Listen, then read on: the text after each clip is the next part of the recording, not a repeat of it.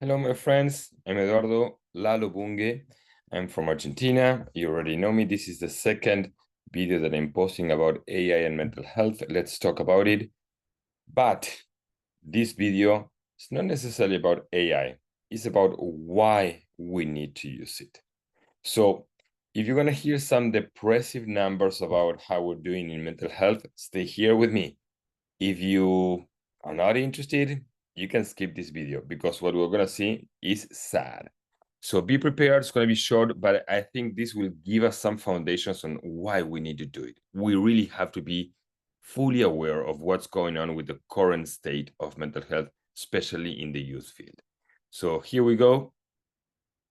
First thing that I want to share is that I can pass the slides. Oh, yes, I can do it here. How our model of mental health works. Most of what we do in mental health, it depends on what the client tells to the therapist and what the therapist tells to the client, right? That has been our model for many, many years since Freud studied this in 1893.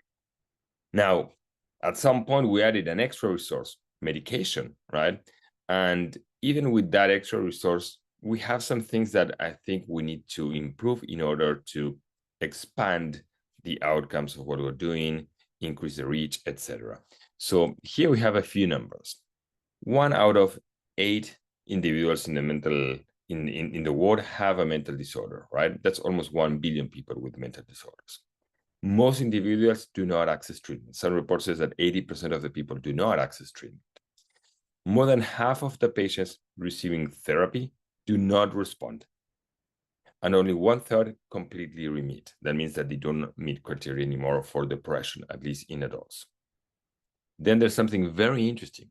The treatment length has remained almost the same since 1970s when the cognitive behavioral therapy movement started.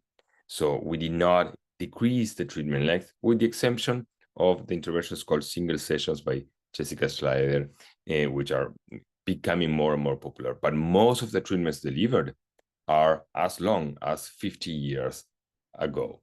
Now, here's something that for me is like, we need to do something. This is a meta-analysis comparing 4 decades of therapy, especially in the field of youth mental health, by John Weiss from Harvard University. And there are a few things that are shocking. One is the average number of sessions of youth psychotherapy tested in RCTs is 16, right?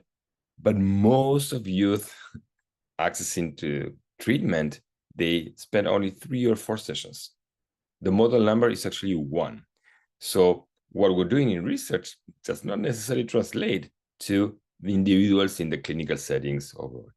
Now, the most depressing outcome for me, this is an article from 2023, was this one, that the average youth treatment benefit has not increased across 5 decades. And this is the average. So this means that some treatments may have gotten worse. Here you have the most depressive figure that you can find, right? For anxiety, we did have some improvements, but are not significant. For depression and for contact problems, we're doing worse now in 2010, 2020 than in 1960 or in 1990 in the case of depression. For ADHD, the treatment, you see that the line goes down, but statistically, there were no significant differences. But the point is, we're not helping all the ones that needs us. We are giving treatments that do not have an amazing outcome. The treatment length is the same. And we're doing worse than 40, 50 years ago. Do we need to do something about it? I think so. So the next part of what I'm trying to talk is how AI can help change some of these things, right? So we were talking about the therapeutic model in which we talk, the client talk, and then we have these many iterations, right? AI can help make this different. Whether we can make and get better outcomes, that's something that we need to test. That's an empirical question, but I believe we need to try, given the outcomes that I just shared with you. AI can help us do better assessments, can help us do better prediction of what treatments will work with this particular client, and can help us give us interventions in the moment and beyond the 50 minutes that you have with your clinician. So the next video that I'm going to do is going to be about how chatbots can help us in this area. I say chatbots sounds horrible for some people. Conversational agent may sound a little bit more friendly, especially if you are associating chatbots to those customer service chatbots that may be a little bit outdated. So stay tuned for the next video. I hope you enjoyed. Bye.